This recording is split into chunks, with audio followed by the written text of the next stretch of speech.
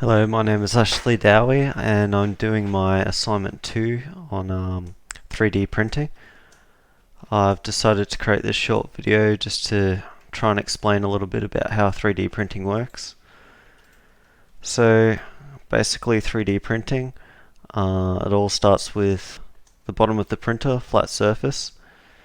You would have a dispenser which rapidly goes across and visits every sort of grid point or grid cell, and for every one it decides whether to deposit any material or not.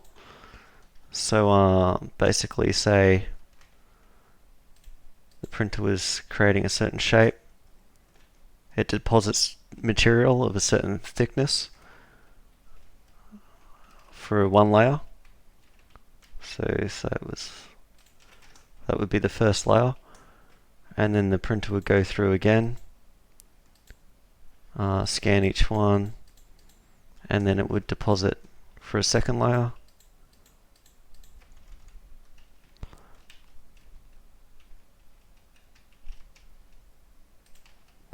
Like so, and keep building up.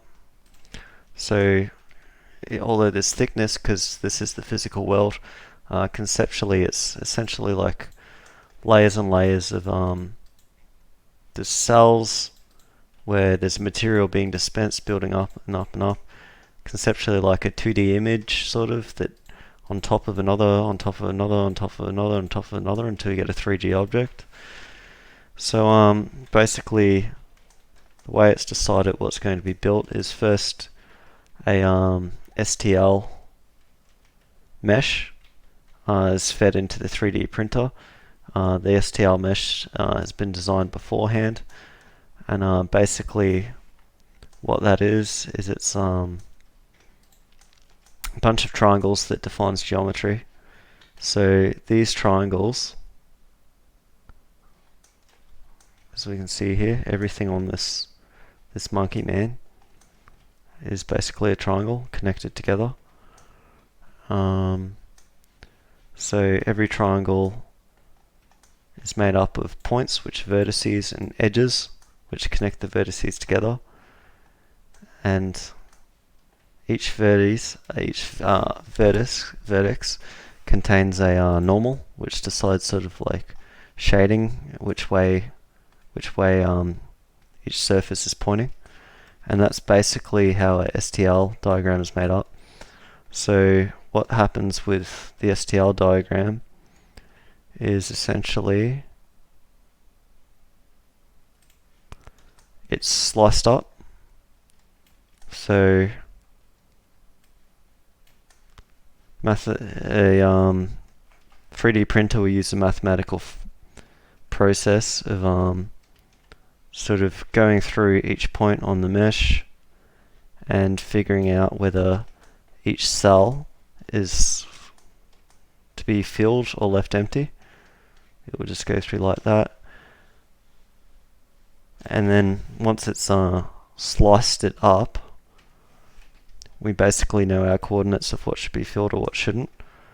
The person using the 3D printer can basically set a resolution of how fine and how sort of accurate things are going to be, because essentially every piece is like a little piece of a square. The object's never going to be perfectly smooth that's resulting, but you'll get a closer approximation of your original mesh if you increase the resolution of your basically your grid that you're using to create it. So one resolution, one block will look nothing like our original thing. Getting a bit closer, starting to take form.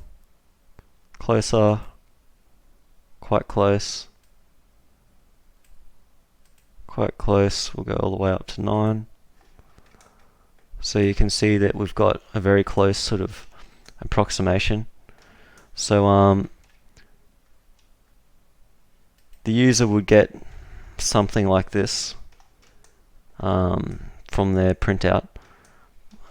So seeing as things aren't perfectly smooth, that would require some post-processing, where the user would probably manually need to sort of polish or file the surface if they wanted a completely flat structure. The other thing that happens is certain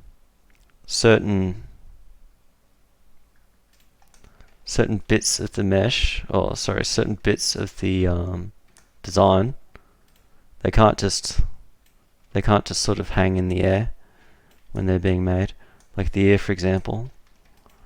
Anything like that, more than a 45-degree angle extruding past 20 millimeters, likely requires support structures.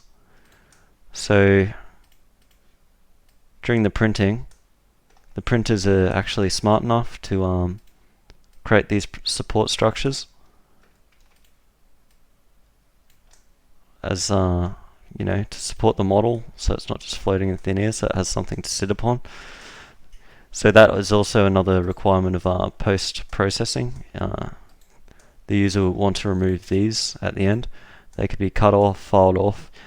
Some printers you can even use different materials.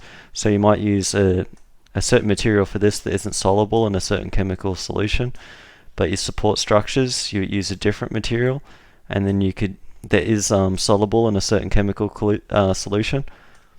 And all you would need to do is submerge your model in the chemical solution, remove it, and it would come out as originally intended, and then you just need to do your filing and polishing as mentioned earlier. Yeah, so that's a pretty good explanation of how 3D printing works conceptually.